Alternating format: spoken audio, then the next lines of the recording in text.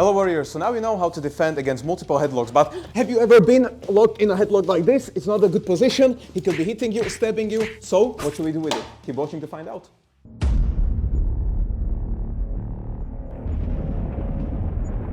The purpose of this video is not going to be like we did before, just showing you some things from the internet because it's full of bullshit from every single position, even the headlocks. Today we are not going to really go into that, maybe for another video. Today we are going to give you the SORUDO solution for a side headlock. So keep watching.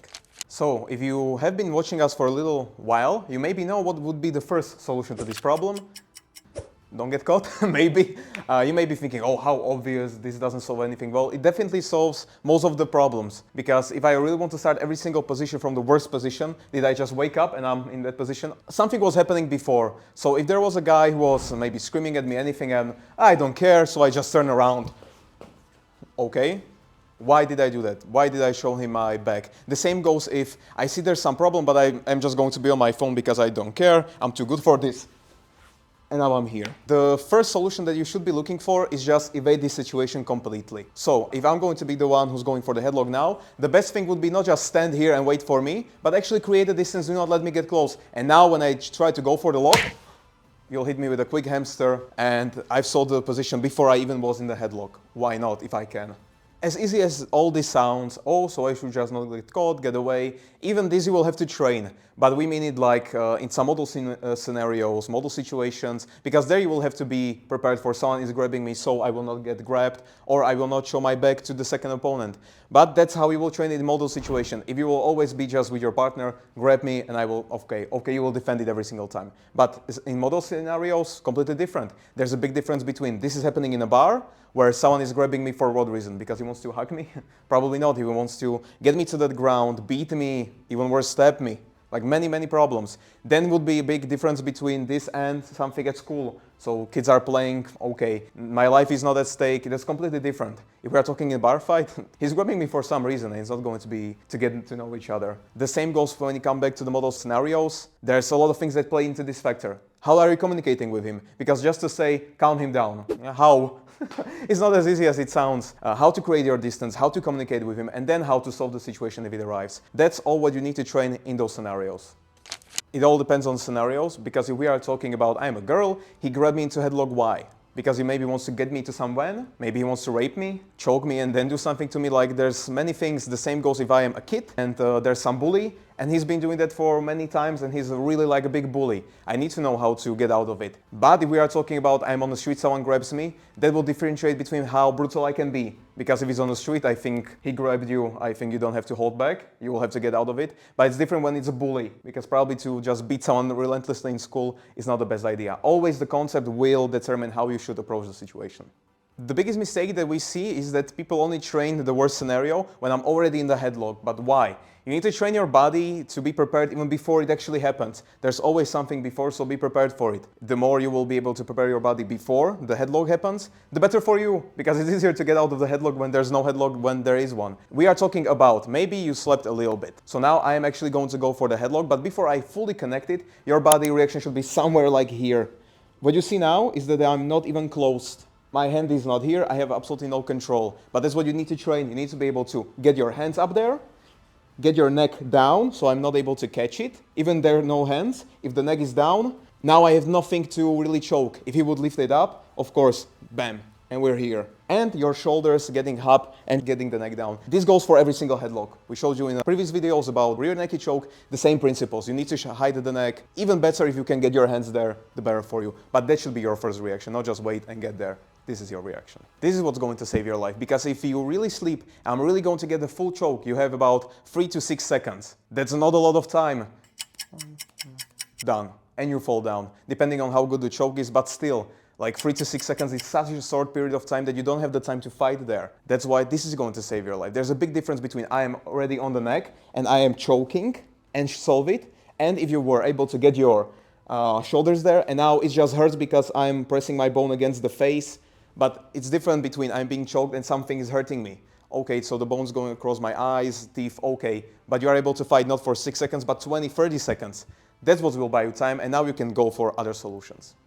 to be sure that you will be able to do the turtle, do it at least 1,000 times, then it will be in your muscle memory, and it should be your first reaction. If we are talking about first reactions, you see it all the time when you're trying to hit some kid and you go, he will do this reaction. In this case, it's a good thing because we are really hiding the neck. Let's say we really slept, he really got us into the headlock, or maybe you first got the shoulders there, but then he made his way through it, and now he's there.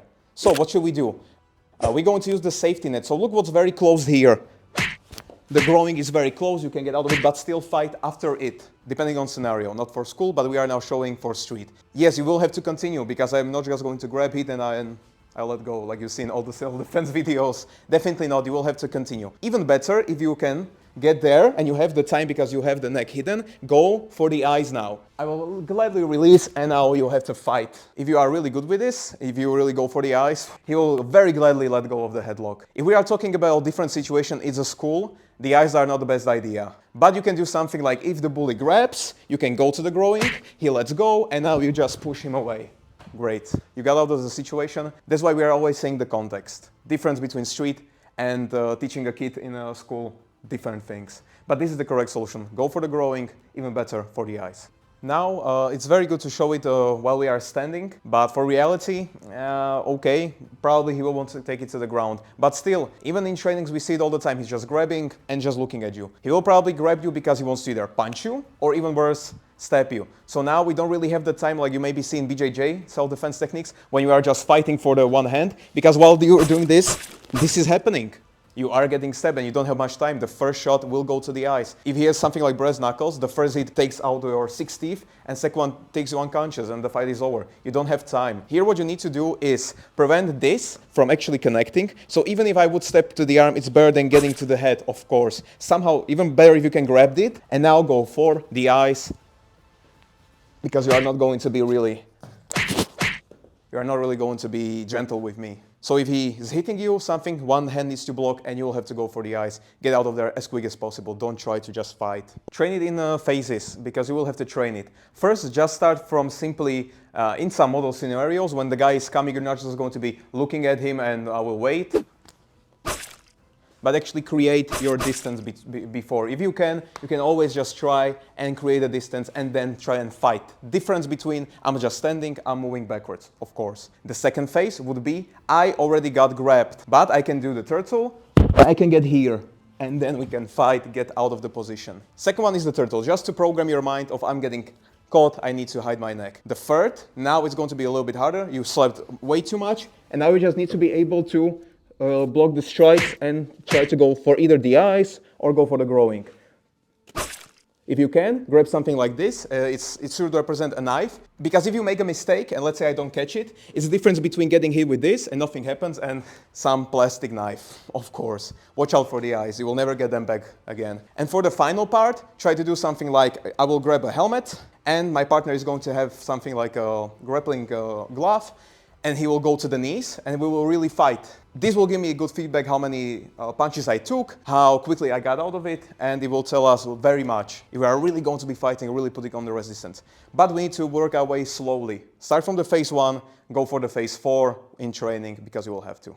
All the way across, people who are being, or kids who are being bullied, it's very good for them to be able to get out of this, even verbally, even better. So check our courses, watch more of SORUDO, because it's not always just about fighting. Many times it's about being able to communicate well. From all the way to a girl is getting raped, someone in a bar grabs you and wants to beat you, stab you. Those are all the things that you should know how to defend against. It can happen to anyone, anytime, so better be prepared for it. That's why we want you to share this video with as many people as you can. But always keep in mind, not only watching video counts, you need to train it as well. You will have to.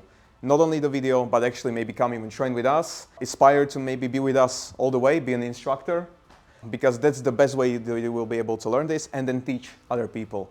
So share this video with as many people as you can. Everyone needs it. Like the video if you did enjoy, and subscribe to see even more videos like this, because we are coming with many more, and we'll see you in the next video. Thank you for watching, and bye.